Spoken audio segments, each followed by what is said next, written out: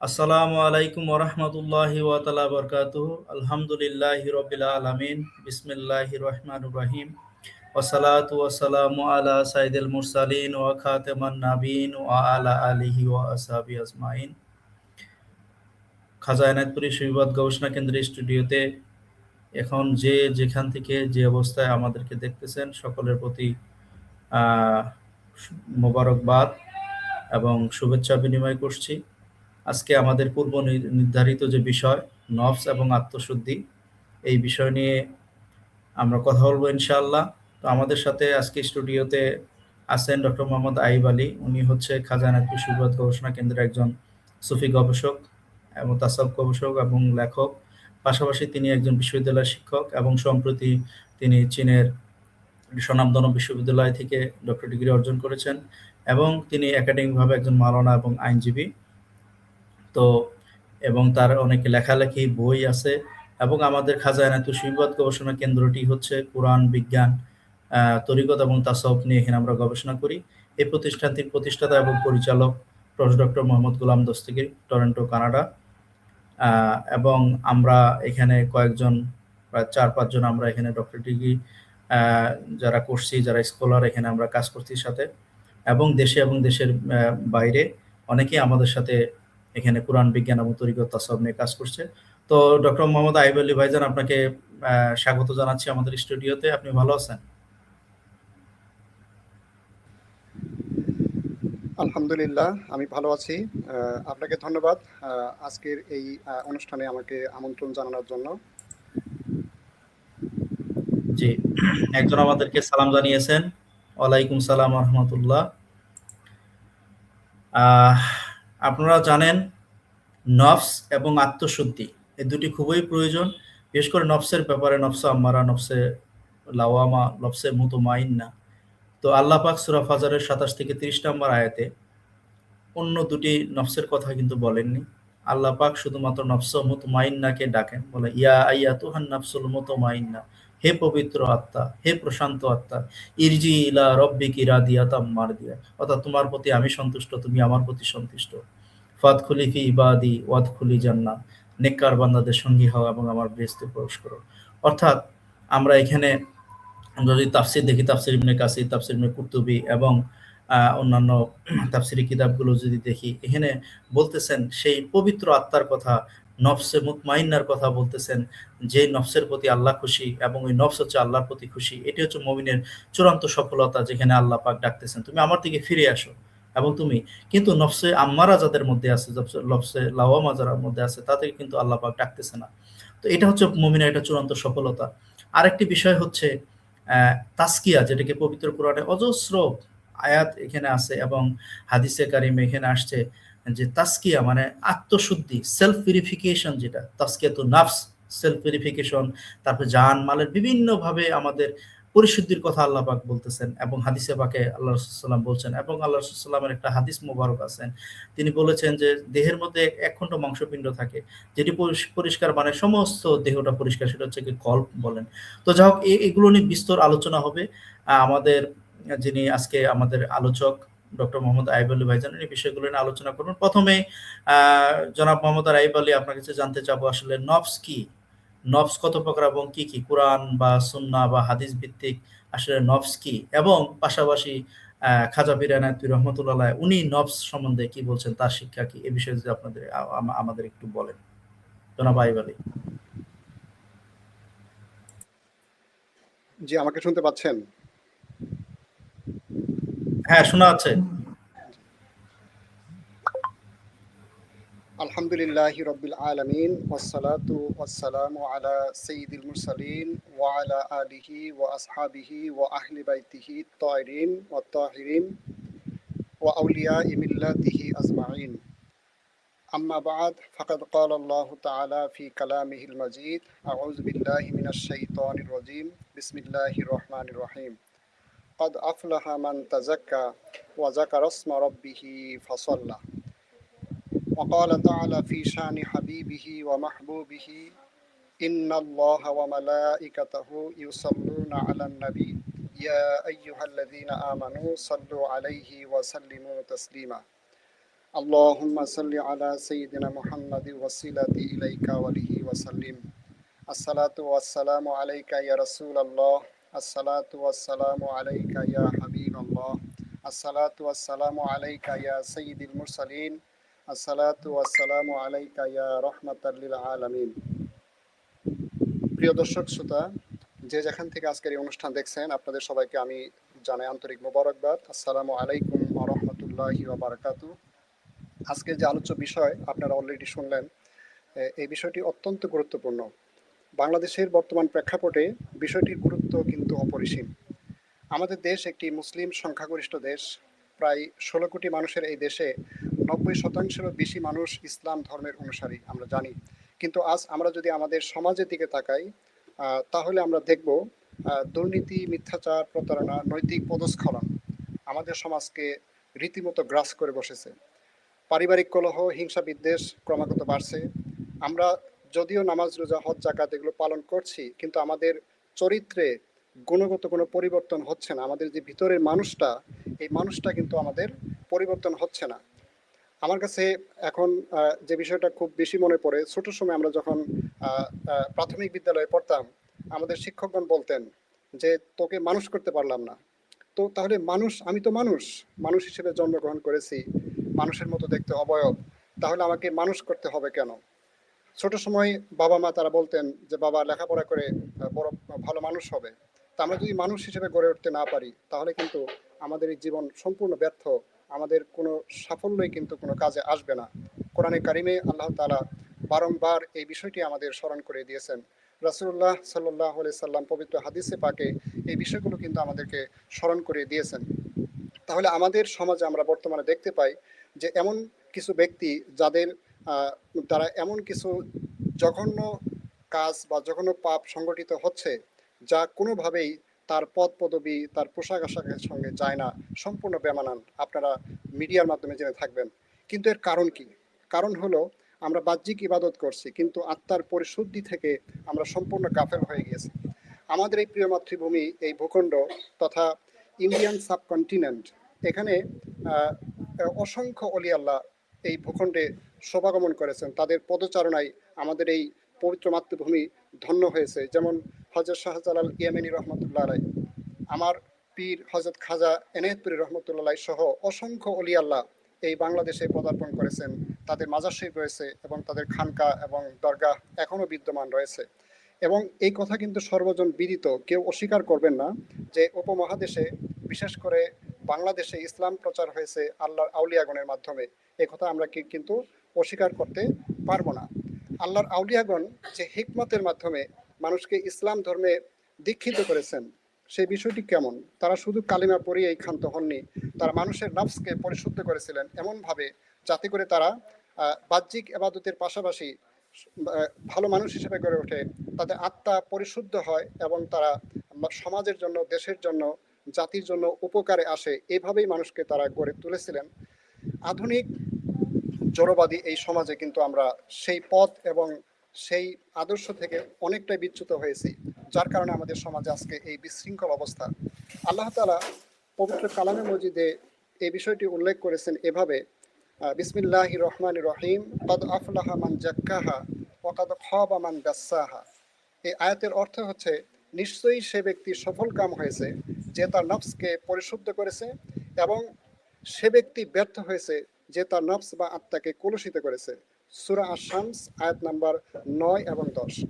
অর্থাৎ আমরা দুনিয়ায় যে সাফল্যের কথা বলি, যে আমি বড় উচ্চতর ডিগ্রি লাভ করেছি, এটা আমার জন্য একটা সফলতা, আমরা খুশি হই।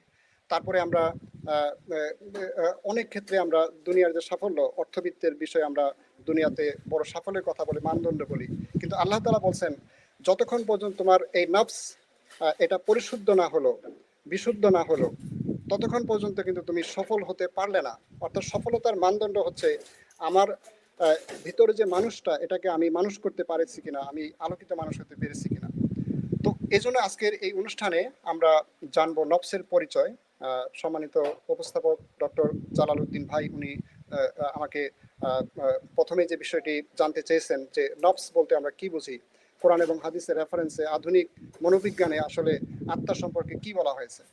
তা আমরা জানি পবিত্র কোরআন এবং হাদিস শরীফ এবং ইসলামী সাহিত্য নফসকে মানুষের অন্তরের সেই শক্তি বা প্রবৃত্তি হিসেবে বর্ণনা করে যা একদিকে পাপ ও কামনার দিকে টানে। অর্থাৎ নফস হচ্ছে মনোবিজ্ঞানের পরিভাষায় বলা হচ্ছে স্প্লিট পার্সোনালিটি। আপনার ভিতরে দুটো অর্থাৎ টেন্ডেন্সি বা দুটো ইনস্টিংক্ট রয়েছে। একটি আপনাকে পাপ কার্যের দিকে ধাবিত করে, আকৃষ্ট করে, আরেকটি আপনাকে ভালো কাজের দিকে ধাবিত করে। এখন আপনি সিদ্ধান্ত নেবেন আপনি কোন দিকে যাবেন, অর্থাৎ আপনি পাপ কাজের দিকে নিজেকে পরিচালিত করবেন অথবা ভালো কাজের দিকে যাবেন। এটাই হচ্ছে নাফস। খুব সহজ ভাষায় বিখ্যাত অভিধান লিসানুল আরবে বলা হয়েছে যে নফস মানে হচ্ছে মানুষের প্রাণ বা সত্তা। ইসলামী পরিভাষায় নফস বলতে বোঝানো হয় মানুষের অন্তরে গেঁথে থাকা সেই প্রবৃত্তিকে যা কখনো কল্যাণের দিকে আবার কখনো অকল্যাণের দিকে মানুষকে প্ররোচিত করে। ইমাম গাজ্জালি রহমতুল্লাহ আলাই তার বিখ্যাত গ্রন্থ ইহইয়াউল উলুমুদ্দিন এর ৩য় খণ্ডে অত্যন্ত চমৎকারভাবে বলেছেন যে নফস মূলত একটি নিরপেক্ষ শক্তি, অর্থাৎ নিউট্রাল। তো এটি যদি মানুষ নিয়ন্ত্রণহীন রেখে দেয়, অর্থাৎ আপনি যদি এর উপর নিয়ন্ত্রণ প্রতিষ্ঠা করতে না পারেন, তাহলে এই নফস কিন্তু একেবারে পশুর চেয়েও নিকৃষ্ট হয়ে যায়। আল্লাহ তাআলা পবিত্র কালামে মজিদে এই কথা স্পষ্টভাবে বলেছেন যে উলাইকা কাল আনআম বাল আদল, তারা হচ্ছে পশুর মতো অথবা এই চতুষ্পদ জন্তুর চেয়েও নিকৃষ্ট। তো ইমাম গাজ্জালি বলছেন এই নফসকে যদি আপনি নিয়ন্ত্রণ করতে না পারেন তাহলে আপনি পশুর চেয়েও একেবারে নিচে নেমে যাবেন। আর যদি এই নফসকে আপনি নিয়ন্ত্রণ করতে পারেন, পরিশুদ্ধ করতে পারেন, তাহলে কিন্তু আপনি আপনার মর্যাদা আশরাফুল মাখলুকাত, আপনার মর্যাদা হবে সেই ফেরেশতাদের চেয়েও ঊর্ধ্বে। সুবহানাল্লাহ।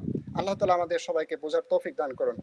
রাসূলুল্লাহ সাল্লাল্লাহু আলাইহি সাল্লাম পবিত্র হাদিস শরীফে, যেমন সুনানি ইবনে মাজার একটি হাদিস, নবীজি সাল্লাল্লাহু আলাইহি সাল্লাম বলেছেন সর্বশ্রেষ্ঠ মুজাহিদ তো সেই ব্যক্তি যে নিজের নফস এবং খেয়ালকে নিয়ন্ত্রণ করে। অর্থাৎ এখানে দুটো বিষয় কিন্তু মনে রাখতে হবে, নিজের আত্মাকে নিয়ন্ত্রণ করে এবং এই যে আপনার খেয়াল, আপনি নামাজে দাঁড়িয়েছেন অন্য কিছু খেয়াল করলেন, অর্থাৎ আমাদের যে এই যে খেয়ালের বদনজর, আমার খাজা বাবা এনায়েতপুরি রহমতুল্লাহ বলেছেন যে খেয়ালের বদনজর থেকে সাবধান। অর্থাৎ আপনি মনে মনে যদি কুখেয়াল কুধিয়ান আপনার মনের মধ্যে ব্রেনের মধ্যে থাকে, তাহলে কিন্তু আপনি কোনোভাবেই সাচ্চা মোমেন বা কামেল মোমেন হতে পারলেন না। রাসূলুল্লাহ সাল্লাল্লাহু সাল্লাম সে কথাই স্পষ্টভাবে জানিয়ে দিলেন যে সর্বশ্রেষ্ঠ মুজাহিদ, সর্বশ্রেষ্ঠ জিহাদকারী তো সেই ব্যক্তি। আমরা তো সমাজে দেখি উমুক জেহাদি তুমুক জেহাদি, আমরা নিজেদের জেহাদি দাবি করি, অথচ সর্বশ্রেষ্ঠ মুজাহিদ তো সেই ব্যক্তি যে নিজের নফসকে নিয়ন্ত্রণ করতে পারে, খেয়ালকে নিয়ন্ত্রণ করতে পারে। আরেকটি হাদিসে আমাদের প্রিয় নবী সাল্লাল্লাহু আলাইহি সাল্লাম আল্লাহ তাআলার কাছে এইভাবে দোয়া করেছেন, হে আল্লাহ, আমার নফসকে তাকওয়া দান করো এবং তাকে পবিত্র করো, তুমি সর্বশ্রেষ্ঠ পবিত্রকারী। সহিহ মুসলিম হাদিস শরীফ, যেখানে হাদিস নাম্বার 2722। তো আমি সংক্ষেপে বললাম ভূমিকা। তো নফসের যে প্রকারভেদ, অর্থাৎ নফস কত প্রকার, পবিত্র কোরআনে কারিমে 3 প্রকার নফসের রেফারেন্স এসেছে। সম্মানিত উপস্থাপক ডক্টর জালালউদ্দিন ভাই উনি অলরেডি নফসে মুতমাইন্নার কথা বলেছেন আয়াতের রেফারেন্স সহ।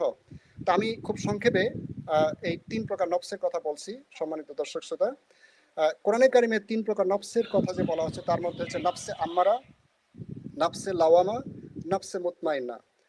আধুনিক মনোবিজ্ঞানী সিগমন্ড ফ্রয়েড তিনি 1923 সালে তার বিখ্যাত গ্রন্থে 3 প্রকার সত্তার কথা বলেছেন, অর্থাৎ মানব সত্তাকে তিনি 3 ভাগে বিভক্ত করেছেন। এর পারপাস হচ্ছে যে মানুষ কেন ক্রাইম করে এবং মানুষ কিভাবে ভালো কাজ করতে পারে। তো তিনি 3 প্রকার সত্তার কথা বলেছেন যা পবিত্র কালামে মজিদ কোরআনের সাথে হুবহু মিলে যায়। যদিও কোরআনে প্রায় ১৫০০ বছর আগে 3 প্রকার নফসের কথা সুবিস্তার বলা হয়েছে, কিন্তু আধুনিক মনোবিজ্ঞানও কিন্তু এই 3টি বিষয় অন্যভাবে উপস্থাপন করেছে। যেমন ইড, ইগো, সুপার ইগো। আপনারা যারা মনোবিজ্ঞানের ছাত্র অথবা ক্রিমিনোলজির ছাত্র আপনারা জানবেন, বুঝবেন যে ইড, ইগো, সুপার ইগো। তো প্রথম যে স্তর বলা হচ্ছে ইড, যাকে কোরআনের ভাষায় নফসে আম্মারা বলা হয়। সিগমন্ড ফ্রয়েডের মতে ইড হলো ব্যক্তিত্বের সেই আদিম প্রবণতা যা জন্ম থেকেই মানুষের মধ্যে বিদ্যমান থাকে। এটি সম্পূর্ণ প্লিজার প্রিন্সিপল, অর্থাৎ আমার এখনই লাগবে, সবকিছু আমার লাগবে, আমি এখনই, অর্থাৎ মানুষকে তাৎক্ষণিক এর কোনো কনসিকুয়েন্স মানুষ বিবেচনা করে না। অর্থাৎ আমার এখানে ভোগ করতে হবে, আমাকে সবকিছু পেতে হবে, কিন্তু তার কনসিকুয়েন্স কি হবে সেটা মানুষ চিন্তা করে না। এই প্রবণতার মানুষ হচ্ছে পশুর চেয়েও নিকৃষ্ট। পবিত্র কালামে মজিদে আল্লাহ তাআলা স্পষ্টভাবে বলেছেন, ইন্না নাফসাল লাওয়ামাতা ইন্না নাফসাল আম্মারাতা বিসসুই ইল্লা মা রাহিমা রাব্বি, ইন্না নাফসাল আম্মারাতা বিসসুই ইল্লা মা রাহিমা রাব্বি। অর্থাৎ নিশ্চয়ই নফসে আম্মারা মানুষকে কুকর্মের দিকে অর্থাৎ পাপ কার্যের দিকে মানুষকে ধাবিত করে, তবে সেই ব্যক্তি যাদের প্রতি আল্লাহ তাআলা রহম করেন। অর্থাৎ আমরা যাতে নফসের কুমন্ত্রণা থেকে সম্পূর্ণভাবে মুক্ত থাকতে পারে সেই জন্য আল্লাহ তাআলার রহমত কামনা করতে হবে, আমাদের সাধনা করতে হবে, রিয়াজত করতে হবে। এই নফসে আম্মারার যে মানুষগুলোর মধ্যে প্রবল, যারা নফসে আম্মারার বশীভূত হয়েছে, তাদের অবস্থা হচ্ছে সম্পূর্ণ যে বিষয়টি কোরআনে কারিমে বলা হচ্ছে লাহুম কুলুবুল্লাহ ইয়াফকাহুনা বিহা, তাদের আত্মা রয়েছে কিন্তু তারা সেই আত্মা দ্বারা ভালো কাজ ভালো জিনিস অনুধাবন করতে পারে না। এভাবে আল্লাহ তাআলা বলছেন তাদের চোখ আছে যে চোখ দ্বারা তারা ভালো কাজ ভালো বিষয় দেখে না, তাদের কান আছে যেই কান দ্বারা তারা ভালো কথা তাদের কানে কোনোভাবে কর্ণকুহরে ঢোকে না। আল্লাহ তাআলা বলছেন উলাইকা কাল আনআম, তারা হচ্ছে জাস্ট লাইক অ্যানিমেল, তারা পশুর মতো অথবা তার চেয়েও নিকৃষ্ট। তো এই জন্যই আমরা নফসে আম্মারার যে বিষয়টা আমরা জানি যে সাধারণত যারা অন্যায় করে অপকর্ম করে এবং এই নফসের মধ্যে যারা ডুবে থাকে তারা কিন্তু অন্যায় করার পরে তারা কোনো অনুশোচনা করে না যে কেন আমি এই কাজটা করলাম, এর থেকে ফিরে আসার যে চিন্তা ভাবনা এটা মানুষের মধ্যে নেই। তা আমরা দেখি এখন দ্বিতীয় প্রকার যে নফসের কথা বলেছে নফসের লাওয়ামা, যা মনোবিজ্ঞানের ভাষায় বলা হচ্ছে ইগো। অর্থাৎ এই নফস হচ্ছে কিন্তু সাধারণ মানুষের মধ্যে এটা থাকে, এটা ভালো মন্দের মধ্যে দুদুল্যমান। অর্থাৎ সিগমন্ড ফ্রয়েড যারা বলছেন যে it is based on reality principle, তো এটা বাস্তবতার ভিত্তিতে একটা রাইট অ্যান্ড রং এর এই মধ্যে আপনি সিদ্ধান্ত নিতে পারবেন। অর্থাৎ আপনি যদি দেখেন যে আপনি ভালো মন্দের মধ্যে পার্থক্য করতে পারেন, পাপ কাজ করার পরে আপনার মধ্যে অনুশোচনা হয়, এর পরিণতি কি হবে আপনি সেটা বুঝতে পারেন, তাহলে আপনি বুঝতে পারবেন আপনার নফস কিন্তু নফসের লাওয়ামার মধ্যে আছে। আলহামদুলিল্লাহ, আল্লাহ তাআলা আমাদেরকে এই দিকে আসার তৌফিক দান করেন। এই নফস সম্পর্কে আল্লাহ তাআলা পবিত্র কোরআনে মাজিদে সূরা আল কিয়ামাহ আয়াত নাম্বার 2 এখানে বলা হচ্ছে ওয়ালা উকসিমু বিন নাফসিল লাওয়ামা, আমি শপথ করছি তিরস্কারকারী নফসের। অর্থাৎ এই নফস এরকম যে যখন আপনার দ্বারা কোনো পাপ হয়ে যাবে, কোনো অন্যায় হয়ে যাবে, এই নফস আপনাকে তিরস্কার করবে যে আপনি কেন এই কাজটা করলেন। তো আপনি সঙ্গে সঙ্গে আল্লাহ তাআলার কাছে তওবা করবেন। যদি মানুষের হক নষ্ট করে থাকেন, প্রতিবেশীকে কষ্ট দিয়ে থাকেন, তাহলে তার কাছে ক্ষমা চেয়ে নেবেন অথবা তার পাওনা তাকে বুঝিয়ে দিবেন। তো এই নফস হচ্ছে মানুষের মধ্যে এমন একটা প্রবণতা যেটা রিয়ালিটি প্রিন্সিপল বা বাস্তবতার উপর ভিত্তি করে মানুষকে কাজ করতে অনুপ্রাণিত করে। আমরা 3 নম্বর যে স্তর আমরা বলেছি আন নাফসুল মুতমাইন্না, আধুনিক মনোবিজ্ঞানে এই নফসকে বলা হচ্ছে সুপার ইগো। সিগমন্ড ফ্রয়েডের মতে তিনি বলছেন এই নফস হচ্ছে সামাজিক মূল্যবোধ ধারণ করে এবং বিবেকের ভূমিকা পালন করে। অর্থাৎ আপনার মধ্যে গুড কনসেন্স, বিবেক জাগ্রত হবে। পবিত্র কোরআনে মজিদে আল্লাহ তাআলা এই নফস সম্পর্কে বলছেন বিসমিল্লাহির রহমানির রহিম ইয়া আইয়াতুহান নাফসুল মুতমাইন্না, হে পবিত্র আত্মা, ইরজিই ইলা রাব্বিকি রাদিয়াতাম মারদিয়া, তুমি তোমার রবের প্রতি এমনভাবে ফিরে আসো যে তুমিও তোমার রবের প্রতি সন্তুষ্ট এবং তোমার রব তোমার আল্লাহ তোমার প্রতি সন্তুষ্ট। সুবহানাল্লাহ। এই নফসের যে বৈশিষ্ট্য, এই বৈশিষ্ট্যের মধ্যে আমরা যেগুলো দেখতে পাই সেটা হচ্ছে এই নফস আল্লাহ তাআলার নৈকট্যপ্রাপ্ত এবং এই নফস প্রশান্ত এবং আল্লাহ তাআলার দিকে ধাবিত হয়। সবসময় এই নফস ভালো কাজ করে এবং শান্তিময় সমাজে শান্তি প্রতিষ্ঠা করে এবং এই নফস ঐশী আলোয় আলোকিত। তো আমরা এই যে 3 প্রকার নফসের কথা আমরা জানলাম, এখন আমাদেরকে যে বিষয়টি দেখতে হবে যে আধুনিক মনোবিজ্ঞান মানুষের যে বিহেভিয়ার বিশ্লেষণ করে 3টি সত্তার কথা তারা ঠিকই বলেছেন এবং স্বরূপ উদ্ঘাটন করেছেন, কিন্তু এই কিভাবে আমরা নফসে আম্মারা থেকে নফসে মুতমাইনে আসতে পারি, আমাদের আত্মাকে পরিশুদ্ধ করতে পারি, এর কিন্তু সুস্পষ্ট সমাধান আমরা সেই আধুনিক বিজ্ঞান বা মনোবিজ্ঞানে পাইনি। কিন্তু আমরা যদি পবিত্র কালামে মজিদ এবং হাদিস শরীফ দেখি তাহলে দেখব ইসলাম এই 3টি নফসের কথা বলেছে এবং তার সমাধানও দিয়েছে যে কিভাবে মানুষ তার আত্মাকে পরিশুদ্ধ করে বিশুদ্ধ আত্মার দিকে চলে যেতে পারে। অসংখ্য ধন্যবাদ ডক্টর মোহাম্মদ আইব আলী। আমরা জানতে পারলাম যে নফস সাধারণত 3 প্রকার এবং কোরআন, বিজ্ঞান এবং আপনি দর্শন থেকে বললেন, এবং হয়তো একটি বিষয় বাদ গেছে, সেক্ষেত্রে হচ্ছে খাজা এনায়েতুদ্দীন তার ইয়াতে মানে তার তরিকায় নফস কিভাবে সে সংজ্ঞায়িত করছে এই বিষয়টা বলবেন। তার সাথে আমি আরেকটি প্রশ্ন জুড়ে দিচ্ছি, সেটা হচ্ছে আপনি এখন পরিশুদ্ধর কথা বলছেন। আমাদের আজকের যে টপিক প্রথম হচ্ছে নফস এবং তারপর হচ্ছে আত্মশুদ্ধি, সেলফ ভেরিফিকেশন, তাজকিয়াতুন নফস। তো সেক্ষেত্রে আমরা জানি যে সূরা মুতাফফিনের মুতাফফিফিনের 14 নম্বর আয়াতে আল্লাহ পাক বলছেন কলবের মধ্যে মরিচা ধরে। মরিচা এমন একটা জিনিস, একটা দাকে যদি লোহাকে আমি দীর্ঘদিন আহ, বায়ুতে রেখে দেই, ওটাকে আমি ব্যবহার না করি, একটা সময় হচ্ছে জং ধরে যায়, জরাজীর্ণ হয়ে যায়, একটা সময় কিন্তু ওই লোহাটা আর কাজ করে না, একদম ধ্বংস হয়ে যায়। তো একটা মানুষের ভিতরে যখন কল্পের ভিতরে মরিচা ধরে, অর্থাৎ যে পাপাচার আপনি যেটা বললেন যে নফসে আম্মারার মধ্যে অনেক বেশি থাকার কারণে, এবং কারণ যেহেতু তারা সোহবতে নাই, তারা কোনো আনুগত্যে নাই, তারা যেহেতু বায়াত হয়নি, তো যার কারণে দেখা যায় যে, কারণ রোগী যদি ডাক্তারের সংস্পর্শে না আসে, প্রেসক্রিপশন অনুযায়ী যদি ওষুধ সেবন না করে, তাহলে তো সে রোগী কখনো ভালো হবে না, কারণ তার এটা একটা রোগ। কারণ পবিত্র কোরআনে আল্লাহ পাক বলছেন এটা রোগের কথাও তিনি বলছেন। এটি নিয়ে ডক্টর গোলাম দখিল স্যারের সুন্দর একটি লেখাও আছে, সেখানে নফস খাজা এনায়েতুল তরিকা নফসের যে পরিশুদ্ধির ব্যাপারে এরকম একটা বই আছে। তো সেক্ষেত্রে হচ্ছে যে আপনি আরেকটি সূরার কথাও বললেন যে তাদের যত মোহর মেরে দেয় আল্লাহ পাক, তখন তিনি চোখ দিয়ে দেখেন না, কান দিয়ে দেখেন না, অন্তর দিয়ে শুনেন না। এবং সূরা আত-তিনে কিন্তু আল্লাহ পাক বলছেন, আমি যদি ভুল না বলি, যে মানুষকে সর্বশ্রেষ্ঠ করছে, আবার নামাইতে নামাইতে এত নিচে নামিয়েছে যে আসলে পশুর চেয়ে নিকৃষ্ট। তো এখন কথা হচ্ছে খাজা এনায়েতপুরী ওনার একটা বাণী মোবারক আছে যে বাবা কলবে মরিচা ধরে, এবং সেটা আল্লাহর জিকিরে যদি ঘষা মাজা করা যায়, আমি যদি মানে হুবহু না বলতে পারি, সারমর্ম এটা আছে, আল্লাহর জিকিরের যদি ঘষা মাজা করা হয়, তাহলে আল্লাহ নূরের তাজ্জালিতে সেই কল্প পরিষ্কার হয়, সেখানে আলো হয়, আয়নার মতো হয়ে যায়, ঝকঝকে পরিষ্কার হয়। তো এই যে ঘষা মাজার কথা বললেন খাজা এনায়েতুর রহমতুল্লাহ, উনি বললেন যে বাবা, কারণ আমার মনে হয় একটা আয়াত আছে এরকম যে আকিমিস সালাত আলি জিক্রি, তোমরা নামাজ আদায় করো বা সালাত আদায় করো জিকিরের উদ্দেশ্যে। তারপর সূরা আল বাকারা সম্ভবত 152 নম্বর আয়াতে বলছে ফাজকুরুনি আযকুরুকুম, বান্দা তুমি আমাকে স্মরণ করো, আমি তোমাকে স্মরণ করবো। সম্ভবত সূরা আন-নিসার 103 নম্বর আয়াতে বলছেন যে সালাত শেষ হওয়ার পরে তুমি দাঁড়ায়া বসে সর্বাবস্থায় আল্লাহ জিকির করো। এই জন্য খাজা এনায়েতপুরীর শিক্ষা হচ্ছে যে আল্লাহকে প্রত্যেক দমে দমে স্মরণ করো। তো আমি যে বিষয় নিয়ে বেশি আলোচনা করবো না, যেহেতু আমাদের আলোচক মহোদয় আছেন। তো আমার কাছে প্রশ্ন হচ্ছে, আমি যে কিছু হিংস দিয়েছি, তারপরেও বিস্তর আমাদের এখানে খাজা এনায়েতুরী তরিকা বা অন্যান্য মাসলাকের যারা বা যারা আমাদের সাথে অনলাইনে আছে, এখন এই সেলফ পিউরিফিকেশনটা, আত্মশুদ্ধি বা তাজকিয়াতুন নফস, সেটা কিভাবে করব? কোরআন সুন্নাহ পাশাপাশি খাজা এনায়েতপুর তরিকা, যেহেতু আমরা খাজা এনায়েতপুর শরীয়ত গবেষণা কেন্দ্রের আমরা একজন গবেষক, সেক্ষেত্রে খাজা এনায়েতপুরী যে কিছু তার বাণী মোবারকও বললাম, সেই বিষয় নিয়ে আপনি যদি একটু বলেন আমাদের, ডক্টর বায়াবলি।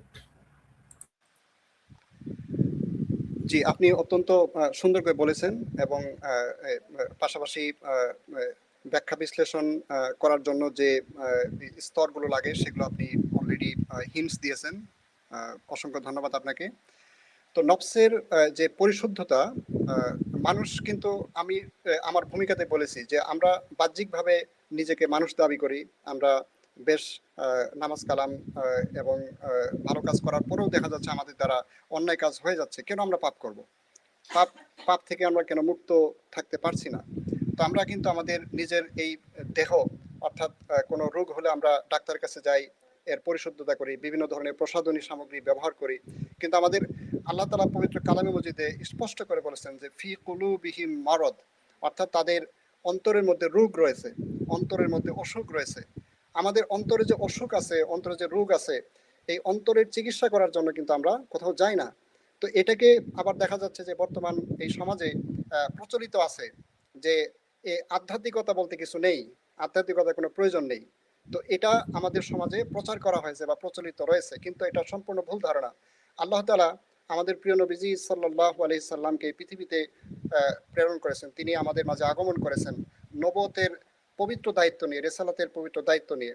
আল্লাহ তাআলা সূরা জুমার আয়াত নাম্বার 2 এখানে ইরশাদ করেছেন যে নবুয়তের দায়িত্ব কি, সেটা যে বিসমিল্লাহির রহমানির রহিম, হুয়াল্লাযী বাআসা ফিল উম্মিয়িনা রাসূলাম মিনহুম ইয়াতলু আলাইহিম আয়াতিহি ওয়া ইউযাক্কিহিম ওয়া ইউযাক্কিহিম ওয়া ইউযাক্কিহিম ওয়া ইউআল্লিমুহুমুল কিতাবা ওয়াল হিকমা ইলা আখিরিল আয়া।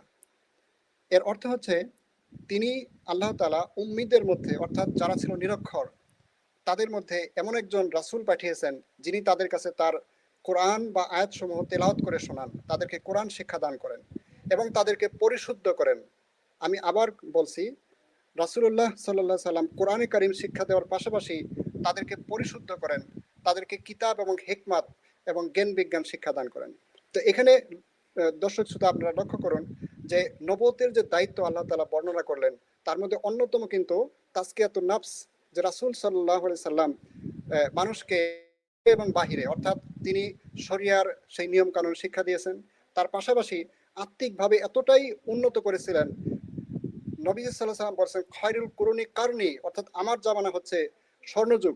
অর্থাৎ রাসূল সাল্লাল্লাহু আলাইহি সাল্লামের সাহচর্য যারা পেয়েছিলেন সাহাবে আজমাইন, তাদের মতো এত চমৎকার মানুষ, এত সুন্দর মানুষ, এত মর্যাদাবান মানুষ নবুয়ত অর্থাৎ নবীগণের পরে, পৃথিবীতে নবীগণের পরে যারা সর্বোচ্চ মর্যাদার অধিকারী তারা হচ্ছেন পবিত্র সাহাবায়ে কেরাম। তাদেরকে রাসূলুল্লাহ সাল্লাল্লাহু আলাইহি সাল্লাম এমনভাবে পবিত্র করেছিলেন যারা সর্বকালের সর্বযুগের সর্বশ্রেষ্ঠ মানব হিসেবে তারা এই পৃথিবীতে স্বীকৃত এবং আল্লাহ তাআলার পুরস্কার প্রাপ্ত। সুবহানাল্লাহ। তো আমরা বলছি যে এই যে আত্মশুদ্ধি, এই আত্মশুদ্ধির বিষয়টা এটা কিন্তু অত্যন্ত গুরুত্বপূর্ণ। নামাজ, রোজা, হজ, যাকাতের পাশাপাশি আপনি যদি আত্মশুদ্ধির চেষ্টা না করেন তাহলে কোনোভাবেই কিন্তু আপনার নামাজ রোজা সেভাবে কবুল হবে না। তো আত্মশুদ্ধির অনেকগুলো পথ ইসলামে রয়েছে, আমি কিছু সামারি করেছি। তো এর মধ্যে প্রথমত হচ্ছে তাওবা করা। তওবাকে বলা যেতে পারে রিসেট বাটন। আধুনিক মনোবিজ্ঞানে এই বিষয়ে যেটা বলা হচ্ছে অতীতের ট্রমা মানুষকে আটকে রাখে। অর্থাৎ আপনি যদি কোনো অন্যায় কাজ করেন, অন্যায় কোনো বিষয়ের মুখোমুখি হন, এই ট্রমা কিন্তু আপনাকে একটা জায়গায় স্ট্যাগনেন্ট করে রাখবে। কিন্তু ইসলাম বলে ভিন্ন কথা, যে তওবার মাধ্যমে মানুষের সেই বোঝা, সেই ট্রমা কিন্তু নামিয়ে যায় বা ফেলে দেওয়া যায়। রাসূলুল্লাহ সাল্লাল্লাহু আলাইহি সাল্লাম ইরশাদ করেন আত্তাইবু মিনাজ জামবি কামান লা জামবা লাহু।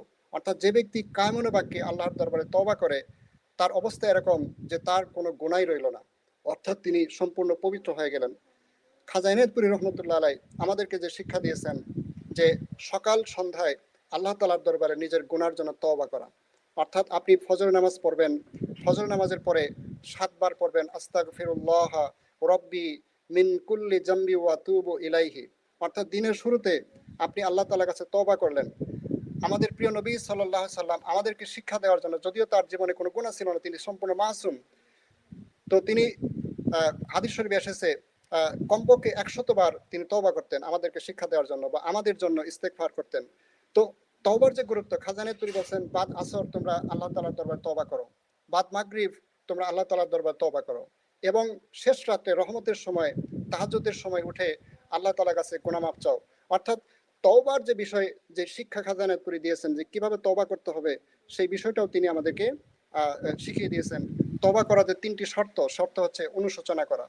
আপনি যে অন্যায় করেছেন, পাপ করেছেন, তার জন্য চোখের পানি ফেলে আল্লাহ তাআলার কাছে কায়মনে বাক্যে কান্নাকাটি করা। পাপ ছেড়ে দেওয়া, অর্থাৎ আপনি ওয়াদা করলেন, খাজা ইনায়েতপুরী প্রথমেই বলেন বাবা ওয়াদা করেন ভবিষ্যৎ জীবনে আর কোনো গুনার কাজ করব না। আমরা এটা সবাই জানি, তিনি ওয়াদা করেছেন, বায়াত নিয়েছেন, এবং ভবিষ্যতে যদি গুনাহ হয়ে যায় আবার তওবা করবেন।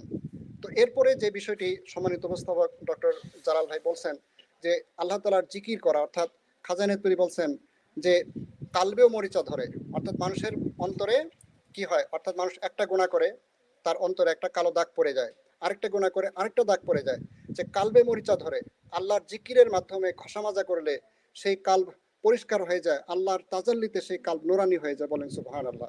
এটা হচ্ছে আমাদের যে বিষয় জিকিরের গুরুত্ব। আধুনিক মনোবিজ্ঞান এই জিকিরকে বলা হচ্ছে যে মাইন্ডফুলনেস বা মেডিটেশন, যে আপনি সবসময় যে বিষয়টি খেয়াল করবেন, আপনি কেয়ারফুল থাকবেন, মেডিটেশন করবেন, ধ্যান করবেন, তাহলে আপনি আত্মিকভাবে প্রশান্তি লাভ করবেন।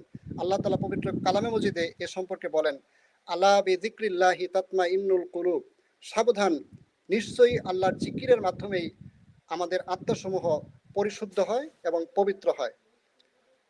হাদিস শরীফে সহিহ বুখারী শরীফে রাসূলুল্লাহ সাল্লাল্লাহু আলাইহি ওয়াসাল্লাম ইরশাদ করেন মাসালুল্লাযী ইয়াযকুরু রাব্বাহু ওয়াল্লাযী লা ইয়াযকুরু মাসালুল হাইয়্যি ওয়াল মাইয়িত।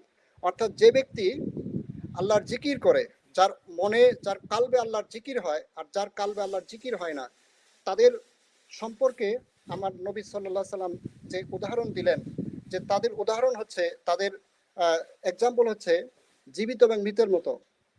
মওলানা রুমি রহমতুল্লাহ আলাই আরো চমৎকার ভাবে বলছেন যে তনে জেন্দা দেলে খুফতা দরজেরে গেল বে আজ আলমে জেন্দা মুরদায়ে দেল। অর্থাৎ একজন ব্যক্তি কালবে জিকির জারি করে কবরে শুয়ে গেল, আর হাজারো ব্যক্তি এই পৃথিবীতে বেঁচে থাকলো যাদের অন্তরে জিকির হয় না, এই জীবিত ব্যক্তির চেয়ে ওই মৃত ব্যক্তি আল্লাহর দরবারে অতি উত্তম। অর্থাৎ এই ক্ষেত্রে খাজা নেত্রী বলছেন, বাবারা প্রত্যেক দমে দমে আল্লাহকে স্মরণ করো। অর্থাৎ জিকিরের কোনো সীমাবদ্ধতা নেই যে আপনি এই সময় জিকির করবেন, সন্ধ্যার পরে করবেন, সকালে করবেন, সময় ধরে করবেন না। প্রত্যেক নিঃশ্বাসে নিঃশ্বাসে আল্লাহকে স্মরণ করতে হবে। খাজা নেত্রী বলছেন প্রত্যেক দমে দমে আল্লাহকে স্মরণ করো, তবেই কল্যাণ। তো আমি সংক্ষেপে বললাম। 3 নম্বরে যে বিষয়টি অত্যন্ত গুরুত্বপূর্ণ, যেটা হচ্ছে সেলফ অডিট, অর্থাৎ নিজের হিসাব নিজে নেওয়া।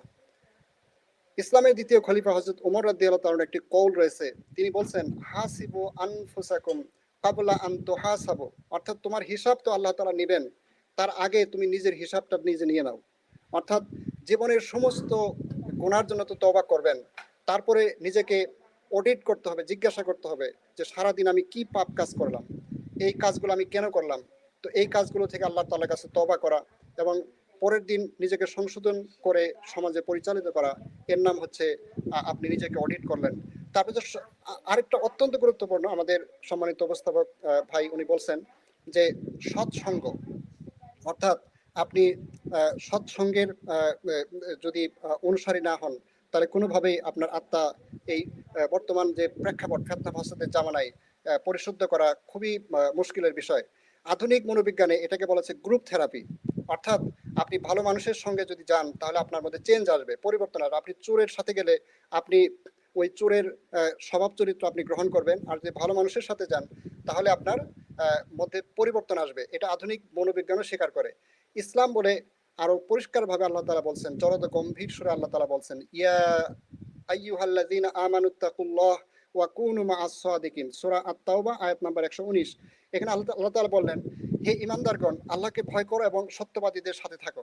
এখানে প্রিয় দর্শক শ্রোতা, আপনারা খেয়াল করেন যে আল্লাহ তাআলা বললেন ইয়া আইয়ুহাল্লাযীনা আমানু, যারা হে ঈমানদারগণ।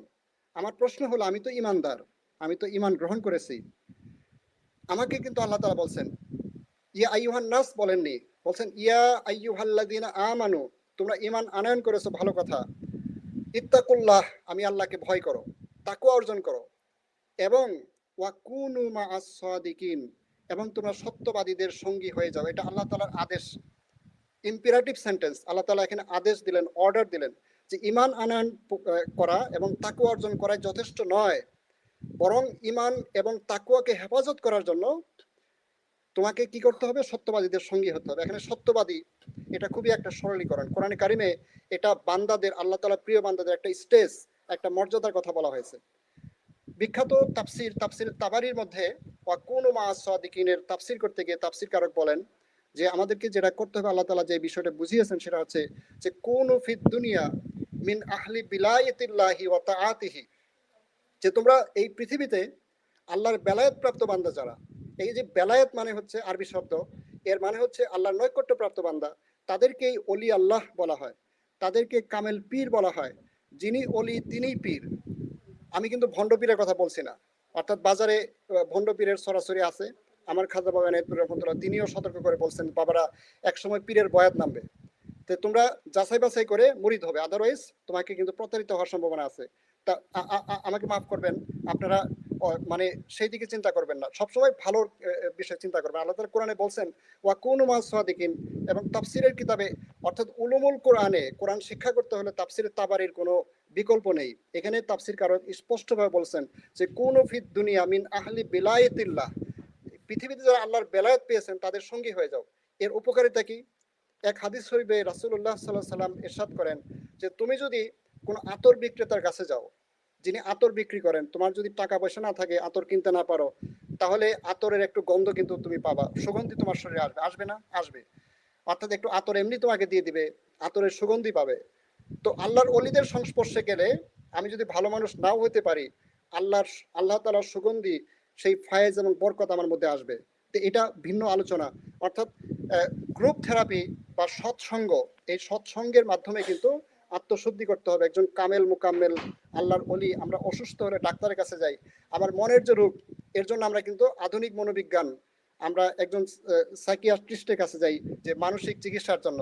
আমার আত্মিক চিকিৎসার জন্য আল্লাহর অলিদের কাছে যেতে হবে, একজন মুর্শিদের কাছে যেতে হবে, তিনি আমাকে সেই পথ বাতলিয়ে দিবেন, কিভাবে আমার সেই খেয়ালের পথ নজরে বদ, আমার মধ্যে লোভ লালসা পাশবিকতাকে পরিহার করে সম্পূর্ণ আল্লাহর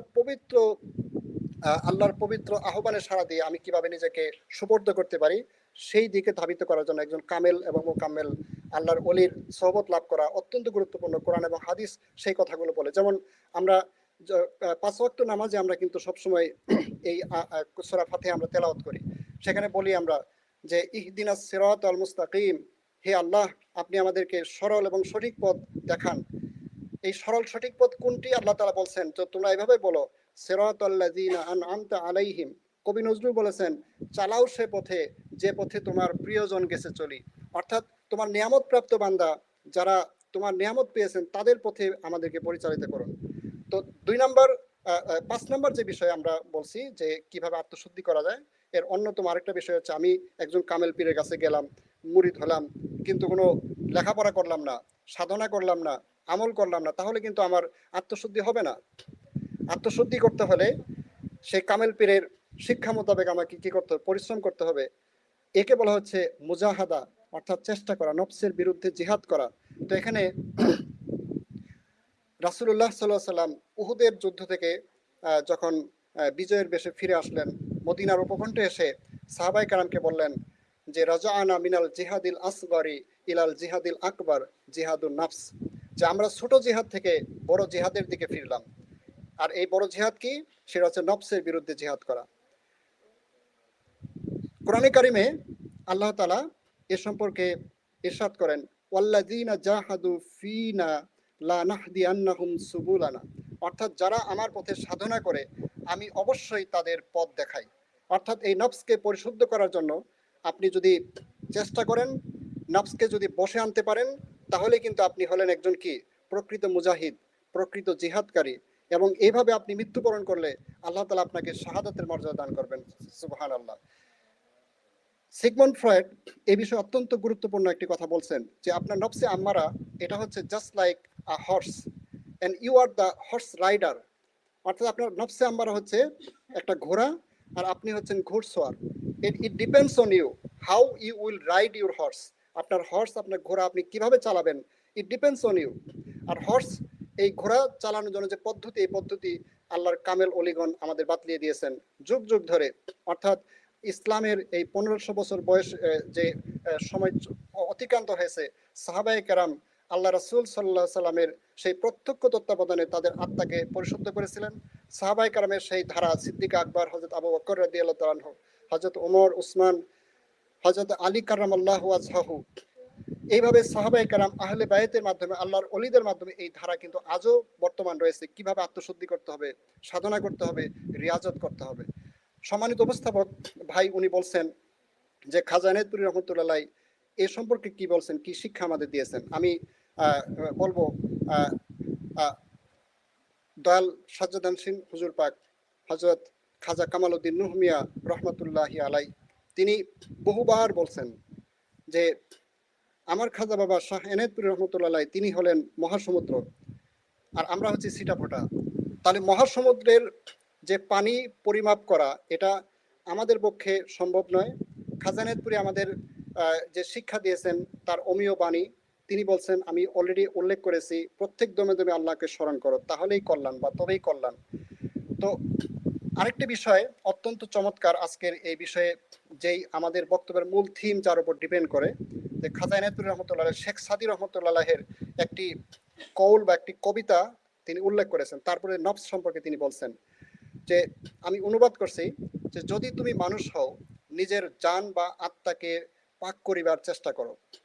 যদি তুমি মানুষ হও, আমরা তো মানুষ, আমরা তো পশু না, যদি তুমি মানুষ হও তাহলে নিজের আত্মাকে পবিত্র করিবার চেষ্টা করো। আর এই মতই হচ্ছে সুফিদের মত, আল্লাহর অলিদের মত। এই মতকে যে এনকার করে সে, তার এক্সাম্পল হচ্ছে চামবাদুরের মতো। চামবাদুর যেমন নিজের সুরাতের তাকাব্বরি করে সূর্যকে এনকার করে, অর্থাৎ চামবাদুর আপনারা জানেন যে সূর্যকে আড়াল করে সে নিজের অহংকারী জাহির করে যে আমি সূর্যের চেয়ে শ্রেষ্ঠ। অর্থাৎ যে আত্মশুদ্ধিকে অস্বীকার করে, শেখ সাদী বলছেন যে তোমার এক্সাম্পল হচ্ছে সেই চামবাদুরের মতো, তার মানে তুমি মানুষ এখনো হতে পারোনি।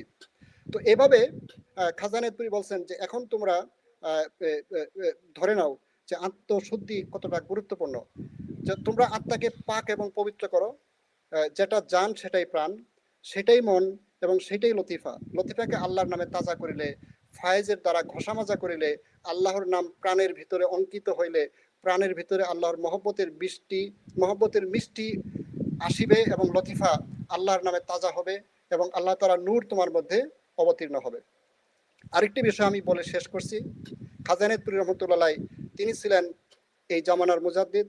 তিনি জন্মগ্রহণ করেছেন, পৃথিবীতে শুভাগমন করেছিলেন 1300 হিজরির শুরুতে। তিনি 1400 হিজরি মুজাদ্দিদ। তিনি ছিলেন সেই অজপাড়া গায়ে, এই এনায়েতপুর শরীফে আজ থেকে প্রায় 100 বছর আগে তিনি সেই অজপাড়া গায়ে বসে, সেখানে মোবাইল ছিল না, ইলেকট্রিসিটি ছিল না, ভালো কোনো রাস্তা ছিল না, তিনি বিশ্ব মুসলিমকে সম্বোধন করেছেন। এই আত্মশুদ্ধির কথা আমরা তো আজকে বলতেছি, কোরআন এবং হাদিসের আলোকে এটা যে কতটা গুরুত্বপূর্ণ, এটা কতটা গুরুত্বপূর্ণ জাতীয় জীবনে, সমাজ জীবনে, রাষ্ট্রীয় জীবনে। খাজা নায়েতপুরী সেই 100 বছর আগে আমাদেরকে সতর্ক করে দিয়েছেন এবং আহ্বান করেছেন। তিনি বলেছেন, হে মুসলিম ভ্রাতৃবৃন্দ, হে মুসলিম ভ্রাতৃবৃন্দ, আপনাদিগকে সবিনয়ে অনুরোধ করা যাইতেছে, অমূল্য জীবন স্বপ্নের মতো চলে যাইতেছে, অমূল্য জীবন স্বপ্নের মতো চলে যাইতেছে। আপনারা হুঁশ করেন, পবিত্র আল্লাহর নাম অন্তরের ভিতর দাগ করিয়া মরেন, তাহা হইলে চিরতরে অমর হইবেন। এই অন্তরের দাগ মুর্শিদে কামেলের তাওয়াজ্জুহ ইত্তেহাদির বলে হয়, এই তাসির খোদার খাস দয়া। তা আমি আর 2 মিনিট সময় নেব।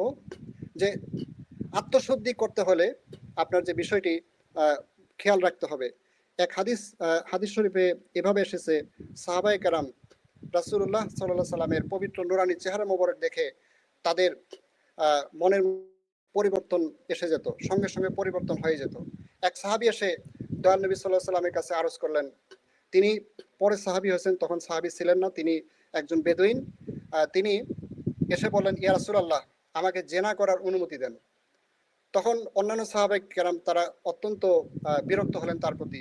নবী সাল্লাল্লাহু আলাইহি সাল্লাম তাকে কাছে ডাকলেন, ডেকে তার কালবে শাহাদাত আঙ্গুলি মোবারক রেখে বললেন, দোয়া করলেন, আল্লাহুম্মা তাহহির কলবাহু, আল্লাহুম্মা তাহহির কলবাহু, আল্লাহুম্মা তাহহির কলবাহু। হে আল্লাহ, তার কালব বা তার অন্তরকে পবিত্র করে দেন। সঙ্গে সঙ্গে তার মধ্যে অনুশোচনা আসলো এবং সে নবীজি সাল্লাল্লাহু আলাইহি সাল্লামের কাছে ক্ষমা চেয়ে বললেন, ইয়া রাসূলুল্লাহ, আমাকে আপনি ইসলামের সুশীতল ছায়াতলে আমাকে শরীক করে নেন, কালিমা পড়িয়ে দেন, লা ইলাহা ইল্লাল্লাহু মুহাম্মাদুর রাসূলুল্লাহ। খাজা নায়েতপুরী রহমতুল্লাহর জীবনে পাওয়া যায় একজন ব্রিটিশ আমলে একজন দারোগা, সে খাজা নায়েতপুরী দরবারে আসলেন। এসে কেবলাজান হুজুরের সাথে তিনি দেখা করবেন, গোপনে দেখা করবেন, অর্থাৎ তার জীবনে অনেক পাপ, তিনি তওবা করার জন্য এসেছেন। তো তিনি খাজা নায়েতপুরীর কাছে আরজ করলেন যে, হুজুর, আপনি যদি অনুমতি দেন, আমি আপনার সাথে একান্তে কথা বলতে চাই। কেবলাজান হুজুর খাজা নায়েতপুরী তিনি অনুমতি দিলেন এবং ওই সময় সেখানে উপস্থিত ছিল খাজা সিরাজ হুজুর, খাজা নায়েতপুরীর একমাত্র ভাতিজা, তিনি উপস্থিত ছিলেন। তো তিনি এই বিষয়ে বর্ণনা করেছেন। তো সেই দারোগা সাহেব বললেন, খাজা বাবা, আমি অনেক পাপ করেছি, জীবনে এমন কোনো গুনাহ নেই, এমন কোনো পাপ নেই আমার দ্বারা হয়নি, এখন এই পাপের ক্ষমা হবে কিনা, আমি আল্লাহর দরবারে তওবা করলে তওবা কবুল হবে কিনা। খাজা নায়েতপুরী বললেন, বাবা, আপনি কি আমাকে ভালোবাসেন? যে হ্যাঁ, ভালোবাসি। আমার হুকুম, আমার আদেশ আপনি পালন করবেন? যে হ্যাঁ, পালন করব, জীবন গেল পালন করব। খাজা নায়েতপুরী বললেন, আপনি আমার দিলের সাথে দিল মিশান, আপনি আমার দিলের সাথে দিল মিশান, আপনার সমস্ত গুনাহ আমি অ্যাবজর্ব করে নিলাম। আল্লাহ তাআলা আপনার গুনাহ, আপনার তওবা কবুল করেছেন, আর বাকি জীবন আর গুনাহ করবেন না। আপনার কাছে, আমার কাছে ওয়াদা করে যান, বাকি জীবন আর গুনাহ করবেন না। তো এই জন্য আত্মশুদ্ধি আমাকে চেষ্টা করতে হবে। একজন কামেল পীর তিনি তাওয়াজ্জুহ ইত্তেহাদির মাধ্যমে, এই তাওয়াজ্জুহ সম্পর্কে আলাদা আলোচনা আছে, হয়তো আমরা অন্যদিন অন্য কোনো সেগমেন্টে এই বিষয়ে আলোচনা করতে পারবো।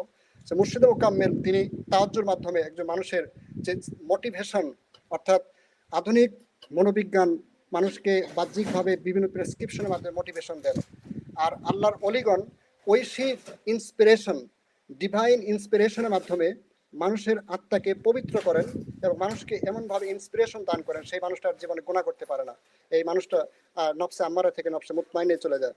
আল্লাহ তাআলা আমাদের সবাইকে বোঝার তৌফিক দান করুন এবং আমাদের মরার আগে, মৃত্যুর আগে যেন আমরা নফসে আম্মারা থেকে নফসে মুতমাইন্না হয়ে আল্লাহ তাআলা সেই পবিত্র শাশ্বত বাণী, ইয়া আইয়াতুহান নাফসুল মুতমাইন্না ইরজিই ইলা রাব্বিকি রাদিয়াতাম মারদিয়া ফাদখুলি ফি ইবাদি ওয়াদখুলি জান্নাতি, আমরা যেন সৌভাগ্যবান সেই পবিত্র আত্মার অনুসারী হয়ে এবং পবিত্র আত্মার অধিকারী হয়ে আল্লাহর প্রিয় বান্দাদের সাথে তাদের কাফেলায় শরীক হয়ে জান্নাতে প্রবেশ করতে পারি, আল্লাহর নৈকট্য লাভ করতে পারি। আল্লাহ তাআলা সেই তৌফিক আমাদের দান করুন। আসসালামু আলাইকুম ওয়া রাহমাতুল্লাহ। অসংখ্য ধন্যবাদ ডক্টর মোহাম্মদ আইব আলী। অনেক জ্ঞান গর্ব আলোচনা করছেন। তো আমি যদি আজকের, যেহেতু আমাদের অনেক প্রায় 45 মিনিটস চলে গেছে, 45 মিনিটের বেশি হয়ে গেছে, তো আমরা অনেক দীর্ঘ আলোচনা করলাম এবং যারা আমাদের সাথে আছেন আপনাদের প্রতি কৃতজ্ঞতা জানাই। আপনারা আমাদের অনুষ্ঠানটি দেখছেন, পাশাপাশি তরিকতের খেদমতের জন্য আমাদের এই পেজটিকে আমরা যে আজকে আমরা লাইভে আসছি, এটা আমরা বিভিন্ন গ্রুপে শেয়ার করবেন, আপনাদের প্রোফাইলে শেয়ার করবেন, যাতে করে এই আলোচনাগুলো ছড়িয়ে পড়ে এবং তরিকতের খেদমতে থাকেন। তো আমি যেটি বলবো, আমাদের এবার উরুস পাকে আমাদের বর্তমান সাজ্জাদ্দীন সেন, খাজা গোলাম মেহেদী মাদ্দাজিলুল আলী, উনি কথা বলছেন যে সহবত, রিয়াজত এবং নাজাতের কথা বলছেন। তো আমি আজকে যদি উপসংহারে বলি, ভাইজান অনেক কথা বললো, সেক্ষেত্রে আমরা নফস এবং আত্মশুদ্ধি যদি পরিশুদ্ধি করতে চাই, তো আমার মতে হচ্ছে প্রথম হচ্ছে সহবতে আসতে হবে। সহবতে আসবেন, এর ব্যাখ্যা কি? আমি কোরআন দিয়ে বলবো, হাদিস দিয়ে বললে আবার বলবেন এমনি দাড়ি নাই। হ্যাঁ, তো আবার দেখা যায় বলছে যে হাদিস দিয়ে আবার জাল হাদিস কিনা, আবার সই হাদিস কিনা। আমি কোরআন পাক থেকেই বলি, সূরাতুল ফাতিহাতে। এটা নিয়ে আমার একটা লেখাও আছে সুফি কথনে, এই আমার মতো একজন মিসকিন গুনাহগার একটি লিখছেন যে মুর্শিদ কেন প্রয়োজন। তো কোরআন পাক ইটসেলফ সে নিজেই বলতেছে যে আমি হেদায়েতের পথ না, হেদায়েতের পথ ইহদিনা সিরাতাল মুস্তাকিমের পথে যারা আছে, অর্থাৎ যারা নিয়ামত প্রাপ্ত বান্দা। এই নিয়ে এই নিয়ামত প্রাপ্ত বান্দা কারা কারা, স্পষ্টভাবে সূরা আন-নিসাতে বলছেন যে নবী রাসূলগণ, সিদ্দিকিন, সলেহীন এবং শহীদগণ 4 শ্রেণী। মাওলানা ভাই যেটা বললেন, ওখানে সলেহীন, সিদ্দিকিন বলছেন, কোথাও মুমিন বলছেন, সূরা মায়দাতে মুমিন হিসেবে বলছেন, আবার হিজবুল্লাহ বলছেন, আবার মুহসিনিন বলছেন, সূরা আরাফের 56 নম্বর আয়াতে বলছে যে আমার রহমত মুহসিনিন বান্দাদের নিকটবর্তী, মুহসিনিন বলছেন। তো বিভিন্ন ভাবে ইঙ্গিতে আল্লাহ পাক কিন্তু আবার এই যে নেককার বান্দা, সূরা ফাজরের 27-30 নম্বর আয়াতটা যেটি তেলাওয়াত করলেন ডক্টর মোহাম্মদ আইব আলী, ফাতকুলি ফি ইবাদি, এখানে নেককার বান্দা করছে, কোন ইবাদি, বিভিন্ন ভাবে আল্লাহ কিন্তু সোহবতের কথা বলছেন। তার মানে সোহবতে যাইতে হবে। আর সোহবতে আসার পরে আপনি কি করবেন? বায়াত হইতে হবে, অঙ্গীকার করতে হবে, এটা আসতে হবে, কোনো অপশন নাই। তো প্রথমে কি বললাম, সোহবতে আসবেন, এটা কোরআনে ব্যাখ্যা, আরো বিস্তর আলোচনা করা যায়, অন্য দিন আলোচনা করবো যেহেতু উপসংহারে। তাহলে সোহবতে আসতে হবে। তারপরে আপনি সোহবতে আসার পরে কি করবেন? বায়াত হইতে হবে, অঙ্গীকার করতে হবে, কারণ আপনি গুনাহ আর করবেন না, অতীতে যা করছেন, এটা বায়াত। আমরা সে রুহ জগতে বায়াতে হয়ে আসছি, আল্লাহ কাছে অঙ্গীকার হয়ে আসছি। এটা নিয়ে আরো বিস্তর আলোচনা করা যাবে। একসময় সূরা আরাফের 172 নম্বর আয়াতে আল্লাহ বলছে আলাস্তু বিরাব্বিকুম, আমরা সবাই বলে আসছি কালুবালা, কিন্তু ভুলে গেছি। এই ভুলে গিয়ে যে পাপ আচার হয়েছে দুনিয়াতে আসা পরে, কারণ কোনো শিশু যখন দুনিয়াতে আসে কেউ কিন্তু পাপ করে না, নিষ্পাপ হয়ে আসে, কিন্তু দুনিয়ার পরিবেশের কারণে আমরা পাপ আচার হই। এই জন্য আমরা রোগ যখন হয় ডাক্তার কাছে যাই, তো ডাক্তার কাছে প্রেসক্রিপশন অনুসারে আমরা সুস্থ হই, যেটাই আপনার সূরা ফাজরের 27-30 নম্বর আয়াতে বলছে। তাহলে সোহবতে আসার পরে আমরা বায়াত হইলাম, মানে অঙ্গীকার করলাম, অতীতে যা খাজা এনায়েতপুরী যেভাবে সবাইকে বায়াত করছেন, তার মানে কি, এটা কিভাবে আসছে রুহ জগতে। তারপর সূরা ফাতার 10 নম্বর আয়াতে আল্লাহ রাসূল সাল্লাল্লাহু আলাইহি ওয়াসাল্লাম মুসলিম পুরুষদের বায়াত করছেন মসজিদে নববীতে, যে এখানে আল্লাহ বলতেছেন, হে রাসূল, আপনার হাতে যা বায়াত হলো, মানে অঙ্গীকার হলো, আপনার হাত তো হাকিকত আমার হাতের উপরে, আর যারা অঙ্গীকার করলো না, মানে বায়াত হলো না, তাহলে তো পথভ্রষ্ট হইলো। আবার মুসলিম নারীদের ব্যাপারে, রমদের ব্যাপারে সূরা এটা হচ্ছে সরি, আমি সূরাটার নাম ভুলে গেলাম, সেখানে হচ্ছে যে সূরা সূরা মুমতাহিনা ভাইজান, সূরা মুমতাহিনা, সরি, হ্যাঁ, সূরা মুমতাহিনার 12 নম্বর আয়াতে বললেন, আল্লাহ পাক বললেন যে আউযু বিল্লাহি মিনাশ শাইতানির রাজিম, শয়তান আমাকে তো ভুলিয়ে দিচ্ছিলেন। তো হচ্ছে যে সূরা মুমতাহিনার 12 নম্বর আয়াতে বললেন যে হে রাসূল, আপনার মসজিদ নববীতে যারা মুসলিম রমণীরগণ আসে, তাদেরকে আপনি বায়াত করেন, ওই যে জান মাল যা কিছু সবকিছু থেকে আল্লাহর থেকে, লা ইলাহা, কিছু না ইল্লাল্লাহ, আল্লাহর জন্য বায়াত হওয়া, মানে কি আপনি অতীতে যা করছেন সবকিছু তওবা করে, মানে আপনি বায়াত হয়ে, তাহলে কি সহবতে আসলেন, বায়াত হইলেন। এন্ড আনুগত্য করতে হবে না, আনুগত্য করা ফরজ। সূরা আন-নিসাতে আপনি যা দেখবেন, ইয়া আইয়ুহাল্লাযিনা আমানু, এখানে কিন্তু ইয়া আইয়ুহান নাস বলে নাই, আমি আরো দীর্ঘায়িত করব না। ইয়া আইয়ুহাল্লাযিনা আমানু ওয়া আতিউ আল্লাহা ওয়া আতি রাসূলা ওয়া উলিল আমরি মিনকুম, অর্থাৎ আনুগত্য করো আল্লাহর, আনুগত্য করো রাসূলের, আনুগত্য করো তাদের তোমাদের মধ্যে ক্ষমতারদের। এখন উলিল আমরকে, এই উলিল আমর হচ্ছে তারাই, তাদেরকে আনুগত্য কিন্তু ফরজ, এটা আমার কথা না। আপনি হাদিস বললে বলেন যে আল হাদিস বলতেছে না, এটা সূরা আন-নিসা নিসাতের মধ্যে আছে যে হে, কারণ আপনি দেখেন সূরা দুই ধরনের, মাক্কি এবং মাদানী। মক্কায় যত সূরা আসছে সব ইয়া আইয়ুহান নাস বেশি বলছেন, কিন্তু মদিনাতে যখন আসছেন মুমিনদের ব্যাপারে বলছেন ইয়া আইয়ুহাল্লাযিনা আমানু, ইয়া আইয়ুহাল্লাযিনা আমানু, ইয়া আইয়ুহাল্লাযিনা আমানু। আপনি স্টাডি করে দেখবেন তার মুমিনদেরকে বলছে ঈমান আনার পরেও আবার আল্লাহ বলতেছে আনুগত্য করো আল্লাহর, আনুগত্য করো রাসূলের, আনুগত্য করো তাদের তোমাদের মধ্যে ক্ষমতার অধিক উলিল আমর। এই উলিল আমর কে? এই উলিল আমর হচ্ছে এই চার শ্রেণীর মানুষ যারা ইহদিনাস সিরাতুল মুস্তাকিমের পথে। তারপরে আমরা সোহবতে আসলাম, বায়াত হইলাম, আনুগত্য করলাম। তারপরে ভাইজান যেটা বলে রিয়াজত করতে হবে। আমাদের আমল দিছে, আমি ডাক্তার কাছে গেলাম, আমাকে প্রেসক্রিপশন দিলে আমি ওষুধ ঠিক মতো খাইলাম না, আমি তো ওষুধ ঠিক মতো খাইলাম না, তাহলে তো আমার এটা হবে না। ওষুধ যদি না খাই তাহলে আমি সুস্থ হব কিভাবে? তো আমি সোহবতে গেলাম, বায়াত হইলাম, তওবা করলাম, এমন আমাকে জিকির দিল, ৫ ওয়াক্ত নামাজ পড়লো, মুরাকাবা, মুশাহিদা, এগুলো আমার দিল, কিন্তু আমি করলাম না। ওই উরুসে বছরে একবার যাই, ওই খাওয়া দাওয়া করে চলে আসি, ওই বায়াত হইছি, নামে মাত্র বায়াত হইছি। তার মানে কি? এটা হবে না, তার রিয়াজত করতে হবে। ফাইনালি যখন আমরা রিয়াজত করব, একসময় আমরা নাজাত পেয়ে যাবো, অর্থাৎ নফস মুতমাইন্নার দিকে আমরা চলে যাব। এটাই হচ্ছে আমাদের মূলত, আমি যদি মানে খুব ভুল না করে থাকি, কারণ আমি আসলে তেমন কিছুই জানি না। আমি তো আসলে মানে একাডেমি পড়াশোনাও নাই। তারপরেও যতটুকু সোহবতে আসার কারণে যতটুকু শিখছি, তো আমার মনে হয় যে নফস এবং আত্মশুদ্ধি আজকের যে আলোচনা, এই আমরা উপসংহারটা আমরা টেনে টেনে বলতে পারি যে আমাদের সোহবত, বায়াত, আনুগত্য, রিয়াজতের মাধ্যমে আমরা নাজাত পেতে পারি। তো সবাই ভালো থাকবেন, সুস্থ থাকবেন এই কামনায়। আর ডক্টর মোহাম্মদ আইব আলী ভাই, আপনাকে অসংখ্য ধন্যবাদ আমাদের খাজানা তৈশিবাদ গবেষণা কেন্দ্রের স্টুডিওতে আসার জন্য, এবং যারা আমাদের অনুষ্ঠানটি দেখছেন তাদেরকে অসংখ্য ধন্যবাদ জানাই। এবং শেষে যদি ডক্টর মোহাম্মদ আইব আলী ভাই এবং দর্শকদের কাছে বিদায় নেওয়ার জন্য আপনার যদি সংক্ষিপ্তভাবে ১ মিনিটের মধ্যে শেষ করে কিছু বলতে চান। জি, অসংখ্য ধন্যবাদ আপনাকে আমাকে এই অনুষ্ঠানে আমন্ত্রণ জানানোর জন্য। আসলে আজকের যে আলোচনা, তো এই আলোচনার অনেকগুলো শাখা প্রশাখা আছে, তো সব বিষয়ে আলোচনা করার টাইম আমাদের অ্যালাউ করবে না। তো আশা করি এই অনুষ্ঠানের উত্তরোত্তর এই অনুষ্ঠান সফল হবে, এবং যারা কষ্ট করে এই অনুষ্ঠানে অংশগ্রহণ করলেন, কমেন্ট বক্সে অনেকেই সুন্দর কমেন্ট করেছেন, আপনাদের সবার প্রতি শুকরিয়া। আল্লাহ তাআলা আপনাদেরকে যাজায় খায়ের দান করুন। খাজানাতুরির এই যে বায়াত এবং সহবত আমাদেরকে আসার তৌফিক দান করেন, এবং সেই অনুযায়ী আমাদেরকে চলার তৌফিক দান করেন। আসসালামু আলাইকুম ওয়া রাহমাতুল্লাহ। আসসালামু রহমতুল্লাহ। বিশেষ করে ডক্টর গোলাম দস্তগীর স্যারকেও সালাম জানাই আমরা। আসসালামু আলাইকুম, এবং কদম মুছে নিবেন। স্যার অনেক হ্যাঁ মানে গুরুত্বপূর্ণ এবং আমাদের জন্য খুবই একটু অনুপ্রেরণামূলক তিনি কমেন্টস করেছেন, স্যারকে ধন্যবাদ। আর স্যার আমরা কৃতজ্ঞতা জ্ঞাপন করছি যে আমাদেরকে সুযোগ দেওয়ার জন্য, এবং ইনশাআল্লাহ স্যারের নির্দেশনা অনুযায়ী পরবর্তীতে এরকম করে আমরা স্কলারদের নিয়ে একটা একটা টপিক নিয়ে আমরা ইনশাআল্লাহ আলোচনা করব, যাতে করে আমাদের খাজানা তৌশিবাদ গবেষণা কেন্দ্রের মাধ্যমে কুরআন বিজ্ঞান এবং তরিকত তাসাউফ সারা বিশ্বের মধ্যে ছড়িয়ে পড়ে ইনশাআল্লাহ। সেই চেষ্টাটুকু করব, এবং হচ্ছে আপনাদেরকে আর পরবর্তী লাইভ একজন হাদিসে কি হবে আশা করি আগামী মাসে বা এরকম হবে। আমরা প্রতি মাসে অন্তর চেষ্টা করব আমরা বিভিন্ন বিষয়ে যে গুরুত্বপূর্ণ বিষয়গুলা কোরআন বিজ্ঞান তরিকত তাসাউফ নিয়ে আলোচনা করব। পাশাপাশি আমি ব্যক্তিগতভাবে কিছু লেকচার তৈরি করতেছি, সেগুলো আপনারা দেখবেন, কমেন্ট জানাবেন এবং শেয়ার করবেন।